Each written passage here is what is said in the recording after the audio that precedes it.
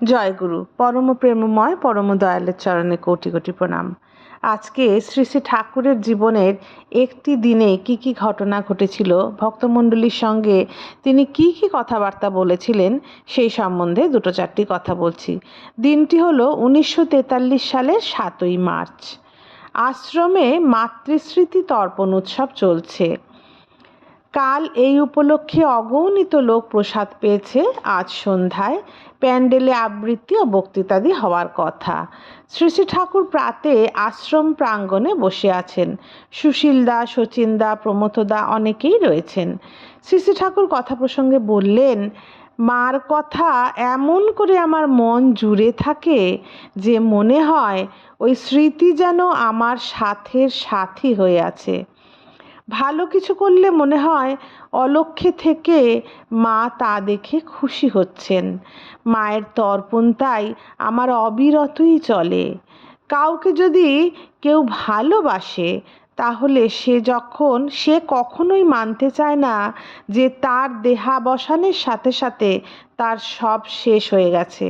সে কোথাও না কোথাও আছে এবং চিরকাল থাকবে। এই প্রত্যাশা যেতে চায় না মন থেকে।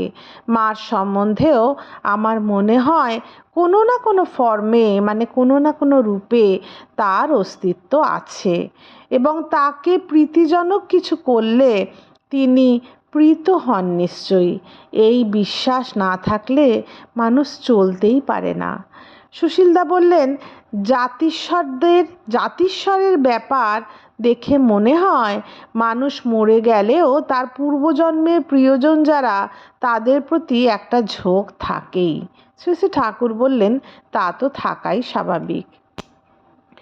এরপর সুশীলদা উঠে পড়লেন, আরও অনেকে আসলেন। একটি মা এসে বললেন, সংসারে কেউ যদি অন্যায় করে তাকে তা বলতে গেলে বেজার হয়, আবার না বললেও নিজের ভুল নিজে বুঝতে পারে না, বললেও যে বোঝে তাও নয়। অনেক সময় মনে হয় আমি কেবল দোষ ধরি। এই রকম অবস্থায় কি করলে যে ভালো হয় তা বুঝতে পারি না। শ্রী শ্রী ঠাকুর কি বললেন শুনুন, খুব গুরুত্বপূর্ণ কথা। শ্রী শ্রী ঠাকুর বললেন, ছোট বড় সবাইরই অল্প বিস্তর অহংকার ও অভিমান আছে। অহংকার ও অভিমানে আঘাত না লাগে এমন করে বলতে হয়।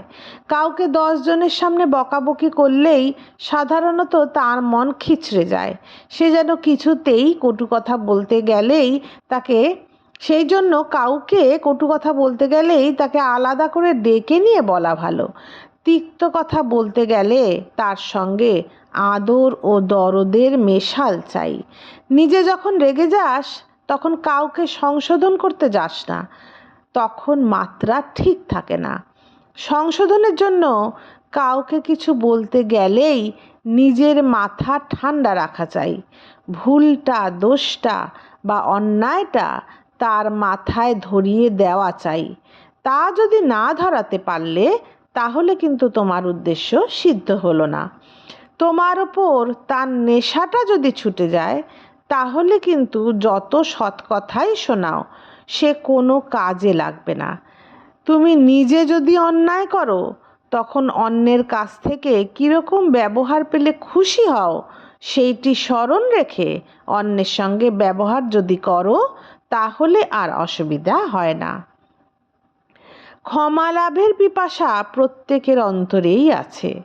তাই তুমি কাউকে শাসন করলেও সে যেন বুঝতে পারে ব্যক্তিগতভাবে তুমি তাকে ক্ষমা করেই আছো, কিন্তু দোষ পুষে রেখে সে যাতে কষ্ট না পায় সেই জন্যই তুমি তাকে সামাল করে দিচ্ছ।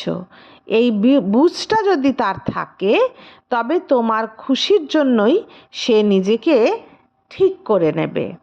উক্ত মাটি বললেন, আপনি বললেন রাগের সময় কাউকে সংশোধন করতে যাওয়া ভালো নয়, কিন্তু রাগ হলে তখন তো বকবক না করে পারিই না।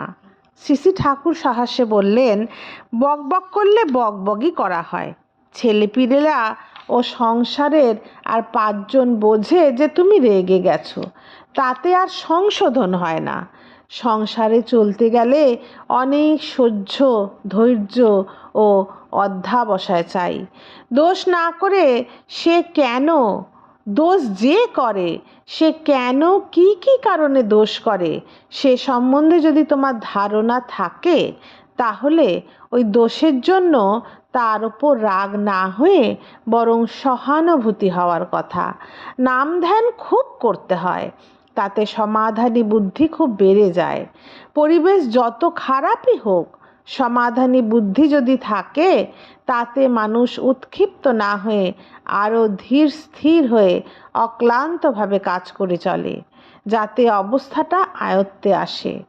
কঠিন রোগী হাতে পড়লে ডাক্তাররা দেখনি কেমন শান্তভাবে উঠে পড়ে লাগে রোগ সারানোর জন্য।